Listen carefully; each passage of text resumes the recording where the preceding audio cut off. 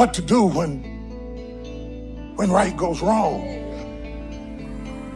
Is there any justifiable reason for my heart being broken?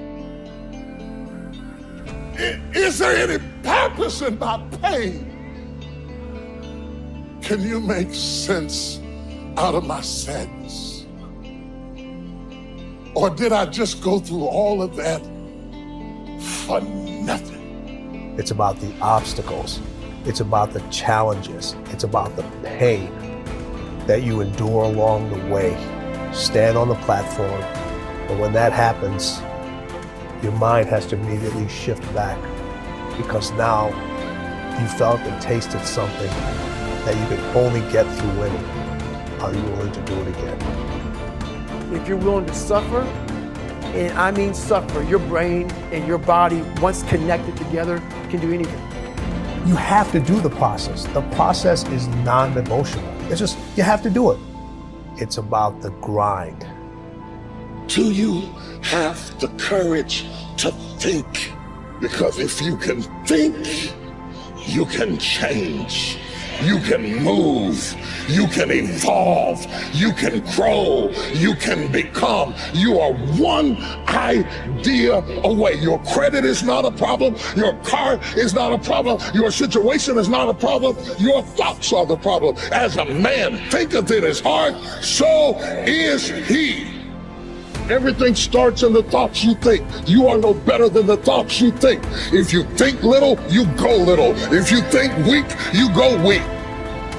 What I need you to do is I need you to find a reason to keep going. And if you can find a reason to keep going, I know you're strong enough. Every human has what it takes to get past whatever they're going through if they decide to.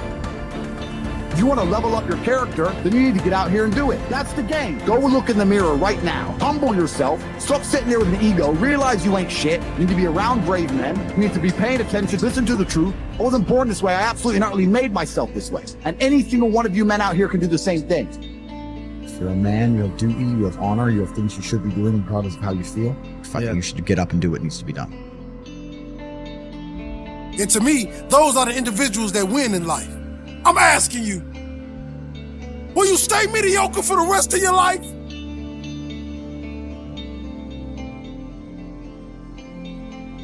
Success happens to you not because you desire it, because you earn it. Everybody desires it.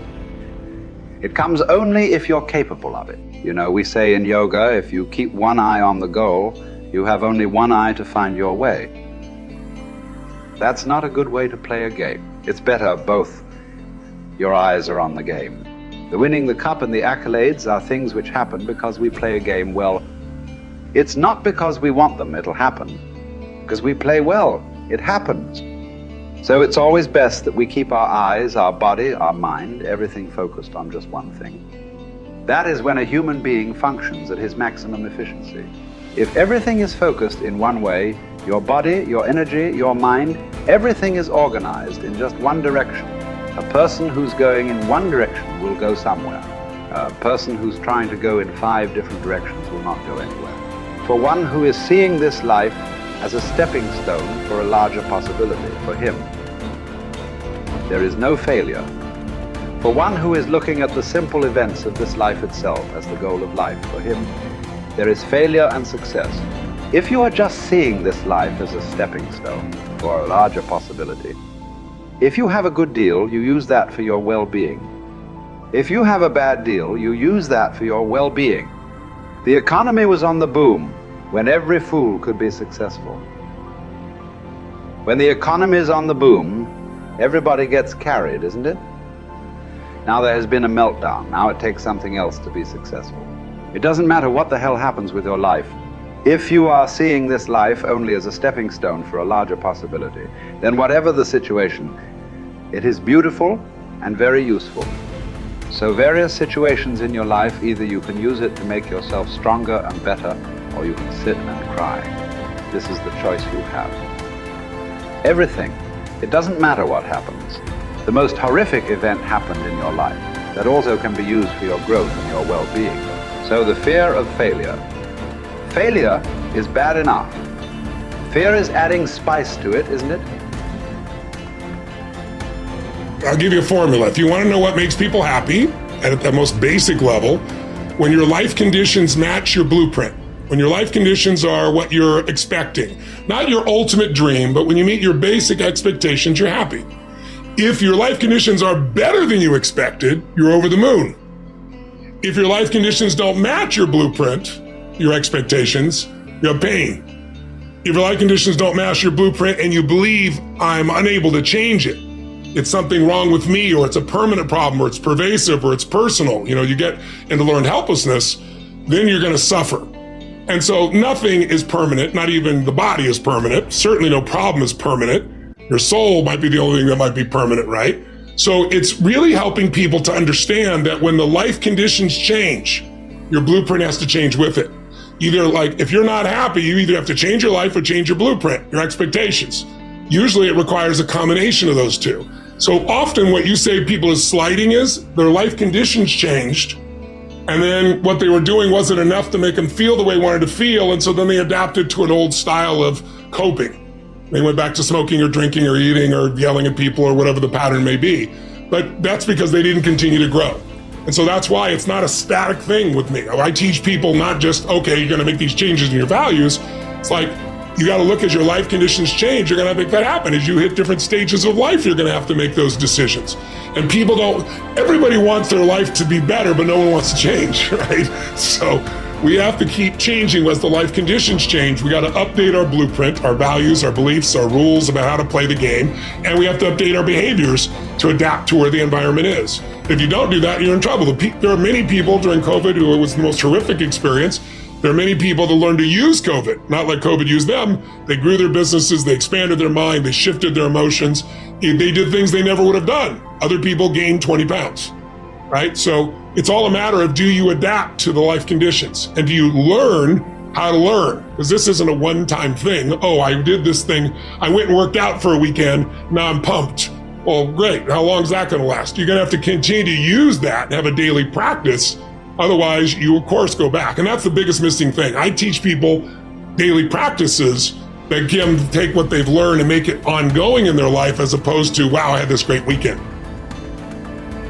The big question is, are we letting ourselves become what we wish to become?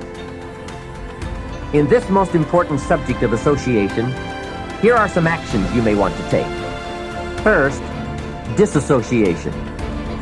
You may, after a study of those 3 questions, who am I around, what are they doing to me, and is that okay, you may come to the serious conclusion that there are some people you just have to break away from.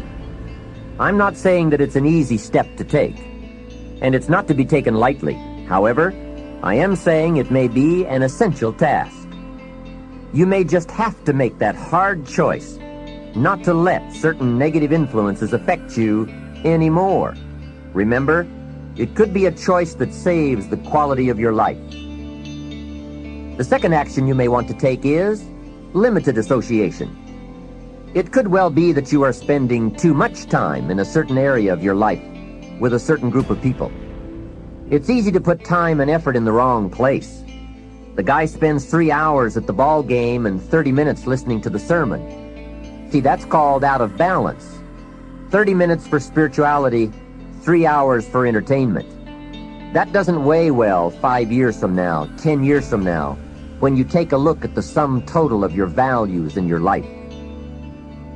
Here's one of the easy ways to end up with a mediocre average life: spending major time on minor things.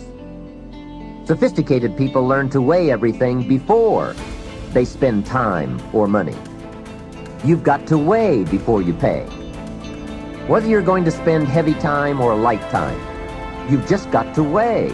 Otherwise, if you're not careful, you can get trapped into spending heavyweight time with lightweight people. Now, it's okay to have casual friends as long as you give them casual time, not serious time. Spend major time with major influence and minor time with minor influence. It's so easy to do just the opposite, but don't let it be said that you fell into that trap. So maybe all you need to do to change some of the influences in your life is not to eliminate them, but merely limit them. Say, I have a good time with these people, but I'm not going to spend days and days with them anymore. I'm just going to cut that down and save some of that time for more major people and more major enterprises. Remember, it's your life. You can spend your time with whomever you want and whenever you want. But you didn't invest in this program for me to kid you. Take a look at your priorities and your values. We have so little time at our disposal. Wouldn't it make sense to invest it wisely? If you have only $100 in your pocket, it's okay to spend $20 for fun and put $80 toward your important values and commitments. But would you be happy reversing those percentages? Better to put the majority of your money where you know it will get you a positive return, rather than put it where the taste is brief and the results are poor. Of course, you must be the judge. You must determine whether the situation and the people call for disassociation or limited association. But remember, if it isn't taking you where you want to be 5 years from now, 10 years from now, now is the time to fix it.